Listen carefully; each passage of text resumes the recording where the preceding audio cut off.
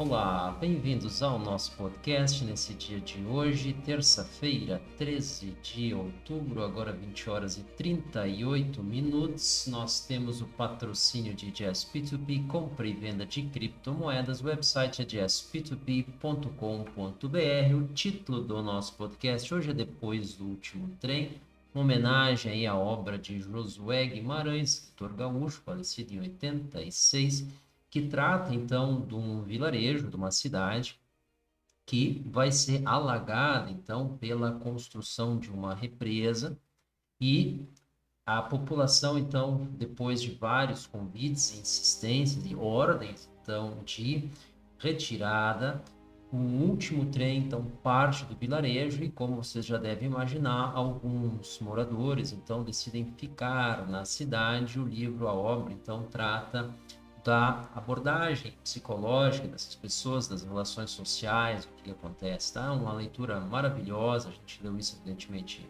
em torno de 30 anos atrás, mas a gente tem boas lembranças aí desse momento. A gente faz aí uma homenagem evidentemente póstuma a esse grande escritor, vejam só, gaúcho, né? O Rio Grande do Sul tem tradição aí de bons escritores, mas ainda não é um podcast de literatura, então vamos falar do mercado. A gente está um pouco preocupado aí. Não, né? Nós estamos com tendência de alta no gráfico semanal, os preços estão subindo, mas eles estão tendo uma dificuldade de continuar as suas altas.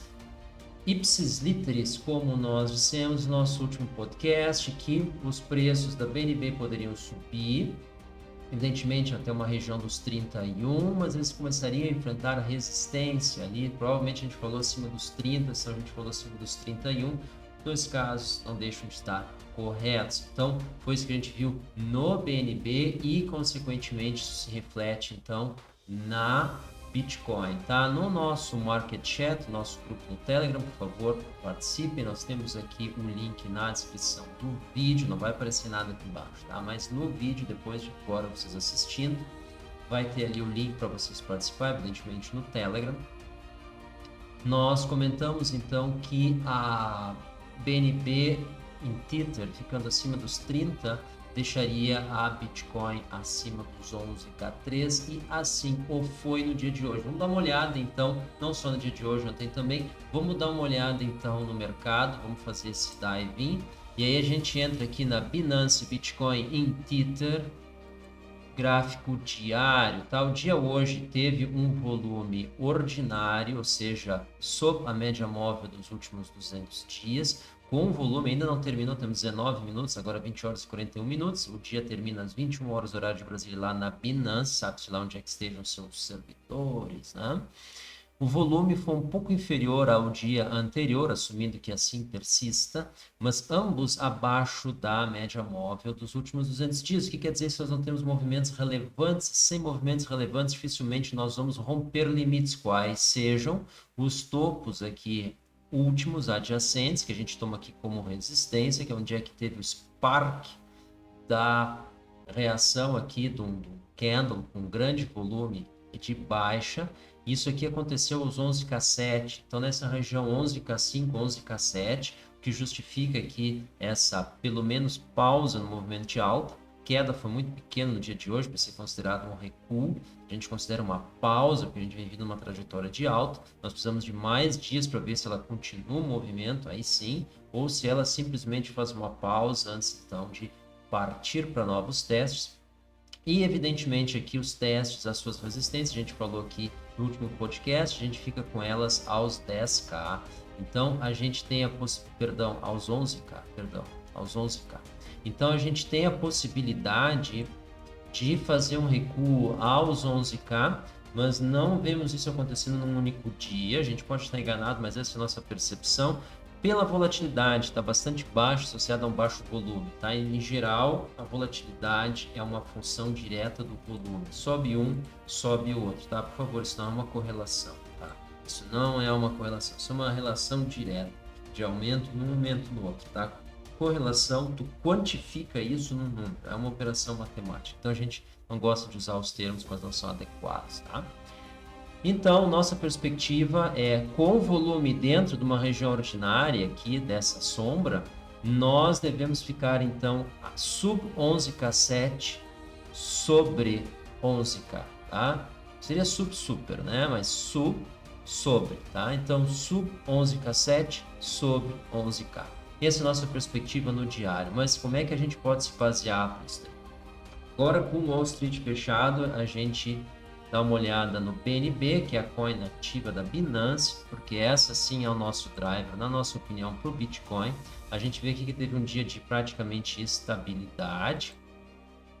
Essa estabilidade, então, nos permite tranquilamente aqui subir um pouco mais até os 31,2, onde a gente teve aqui um unleash aqui de uma enxurrada de vendas, e a gente pode ser empurrado até os 28, olhando no gráfico diário, mas a gente acha isso aí pouco provável, tá? Nós vamos dar uma olhada aqui para vocês no gráfico de 4 horas, a gente vê que ele revela um pouco mais. Por quê? Porque quando o dia tem uma região bastante ampla, tu quebra ele em 12 horas, em especial quando tu tem esses candles, vamos voltar aqui para deixar claro o que a gente está falando, quando tu tem um corpo pequeno e tu tem franjas aqui, ou sombras, na realidade, né? As sombras do candle para cima e para baixo, que marca o máximo e o mínimo, muito mais expressivas. Então, o que que a gente faz? A gente vai para 12 horas, para ver se essa, apesar do dia estar em alta, se esse movimento recente tem sido de baixa e com volume. Então a gente quebraria em 12 horas, mas a ferramenta aqui não tem 12 horas, a Binance tem. A gente pode entrar na Binance, mas a gente não quer fazer isso. Então a gente vai para de 4 horas.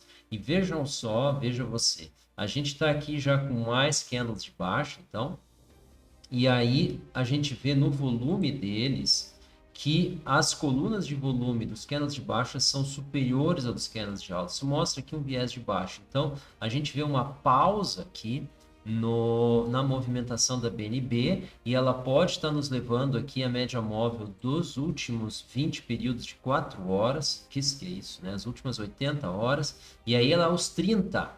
Então, a gente está numa trajetória na BNB de convergência aos 30, guardadas as condições, que é volumes dentro do nível ordinário, com predominância em volume dos candles de baixa. Então, a gente está no BNB migrando para os 30. E isso na Bitcoin, vou dar uma olhada aqui, isso nos coloca no diário, não dá para ver, mas no gráfico de 1 hora dá para ver.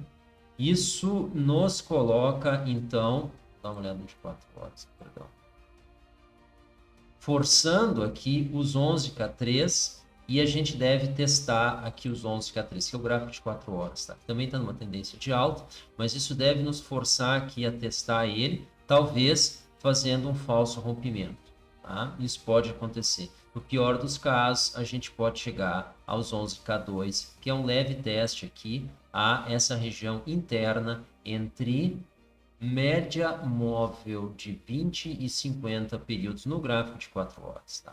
Então, essa seria aqui o pior dos casos, a gente chegar até os 11K2, mas a gente deve testar e eventualmente perder temporariamente a média móvel de 20 períodos aqui no gráfico de 4 horas, que seria logo abaixo dos 11.350, ou seja, a gente pode ir tranquilamente até os 11K3, que é um recuo mínimo irrisório do que a gente está vendo agora. Agora nós estamos nos 11.418, tá? Essa é a nossa perspectiva para a Bitcoin para as próximas horas. Até onde é que vai as próximas horas? Até amanhã de manhã, quando a gente tem abertura, então, dos mercados em Wall Street, então a gente está falando aí em torno de 14 horas, tá? Essa é a nossa perspectiva. Vamos dar uma olhada no Ethereum, faz tempo que a gente não dá uma olhada nele, a gente deixou ele um pouco de lado. O Ethereum aqui no gráfico de 4 horas é uma situação muito semelhante, porém aqui a predominância dos candles de baixo é um pouco maior, e isso deve deixar a relação Ethereum-BTC mais favorável para o lado do Ethereum.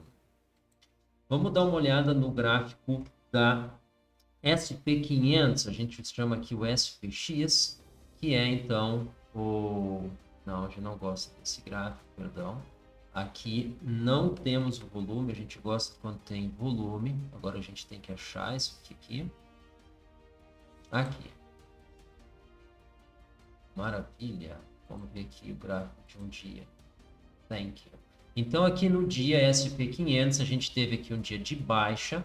E o que aconteceu? Volume um pouco superior, isso chama um pouco a atenção. Nós vamos olhar em 4 horas também. A gente poderia estar iniciando um recuo até os 3.410. Por favor, cair até 3.410, nem é queda, né? Isso parece mais uma subida. Olhando no gráfico de 4 horas, a gente não entende por que está com esse glitch aqui no volume, pouco importa. Nós podemos estar tranquilamente descendo aqui aos 3.450, tá? Então, a gente teria aqui um recuo de 1,5% nos esperando aí para o próximo dia, tá? Que isso aí para o Wall Street que está acostumado a subir, isso aí é bastante, tá? Então eles não gostam, ficam nervosos, tá? E aí por fim a gente dá uma olhada no DXY, que é o dólar index.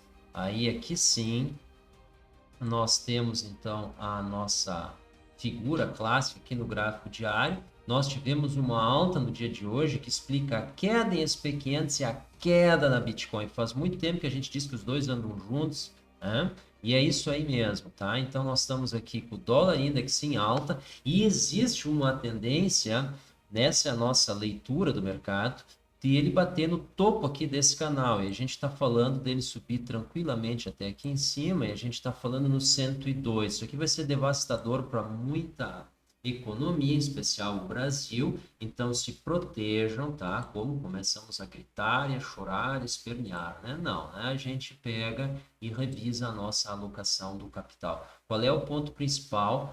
O ponto principal é que existe muita dívida em dólar de países outros. Isso acontece, então, em função da condição de crédito desses países, do excesso de crédito nos Estados Unidos e uma oportunidade desse capital migrar para lá como alternativa de financiamento, não só do governo, mas das empresas, das corporações, tá? E dívida em dólar é uma demanda futura pela moeda. Então, à medida que essa dívida tem que ser servida, ou com o pagamento, então, dos interest rates, né, que é os juros, ou então com sua liquidação total, parcial, porta, sua rolagem, aumenta a demanda por dólares e demanda maior jogam os preços para cima ao natural. Some-se a isso que os Estados Unidos estão com déficit muito grande. Isso subtrai a oferta que naturalmente tem de dólares do mercado, colocando mais pressão ainda, porque isso absorve esses dólares, sobra menos para os dólares e para o exterior. E do ponto de vista de um americano, seja instituição, seja pessoa física, investir no próprio território tem sempre um risco menor que investir em outro território, ainda que seja na Europa, no Japão, não importa onde, né? No fim das contas, é isso aí. Então, o que acontece? Isso diminui a oferta, aumenta a demanda e isso coloca mais pressão. Então, a gente pode ter um movimento, quiçá temporário, tal qual aconteceu aqui, por exemplo, onde a gente teve uma alta razoavelmente súbita, né? Por favor, se isso aqui não é súbito, né? Alguns dias estamos no gráfico diário, então questão de 10 dias aqui a gente foi de 95 para 102, tá? Então foi uma super velocidade, acho que até o Pardal registrou isso aqui. Então, esse tipo de movimentação pode acontecer e nos levar a testar aqui os 96, tá? Que é a média móvel dos 200, por exemplo. Então, nesse caso, a gente vai ter um reflexo muito grande no dólar aqui dentro, na Bitcoin lá fora e no ouro lá fora, tá? Então, o ouro e Bitcoin caem e mercado de ações também é capaz de cair no primeiro momento, mas mais importante do que isso, o dólar aqui dentro sobe, desvaloriza todos os brasileiros, seu capital é real, mas aquele percentual alocado em criptomoedas, alocado em ouro, alocado em ativos, que o ouro cai, mas o dólar sobe, então ele se preserva, tá? Bitcoin deve sofrer com isso também, talvez um pouco mais caindo primeiro, um pouco mais subindo depois pela volatilidade característica. E o pessoal que tem então moeda estrangeira deve sentir então menos essa variação e se beneficiar relativamente aos seus pares, tá? Então essa aí é a nossa expectativa. E aí por fim a gente dá uma olhadinha no ouro, por que não, né? O Bimetal, vamos dar uma olhada aqui. E aí o que nós temos? Vamos voltar para o gráfico, então. O ouro, ele então está subindo aqui até perto dos 1908. Aqui a gente vê um conjugado das médias móveis, tá? E isso aí pode ser tranquilamente uma barreira que ele vai ter dificuldade em romper, e ele caindo aqui no gráfico diário, ele pode descer tranquilamente até os 1750, só que o ouro, a gente gosta de olhar ele, desculpa a brincadeira antes, tá? Mas no gráfico semanal. Então a gente está aqui com uma tendência de alta, mas um possível recuo até os 1850, perdendo ele, a gente pode ir tranquilamente até os 1700 e um cassete, né? 1700. Então, a gente tem espaço ainda para o ouro cair sim, a gente está aqui tranquilo até os 1850, perdendo 1700, no máximo 1750, poderia ser um recuo, no caso aí de uma valorização expressiva do dólar, mas como a gente já teve testes aqui antes, isso na nossa opinião não altera a tendência de alta desse prazo aqui, esse movimento para nós ainda não acabou, e aí ele deve ter oportunidade de se valorizar recuperando isso daí. Então pode ser uma oportunidade para recompra, para quem está fazendo trade com isso daí, só que tem que ter paciência, isso aqui é o gráfico semanal, não é o gráfico de 15 minutos, como a gente está acostumado a ver na Bitcoin. Pessoal, muito obrigado pela atenção, muito obrigado pela audiência, até uma próxima, tchau.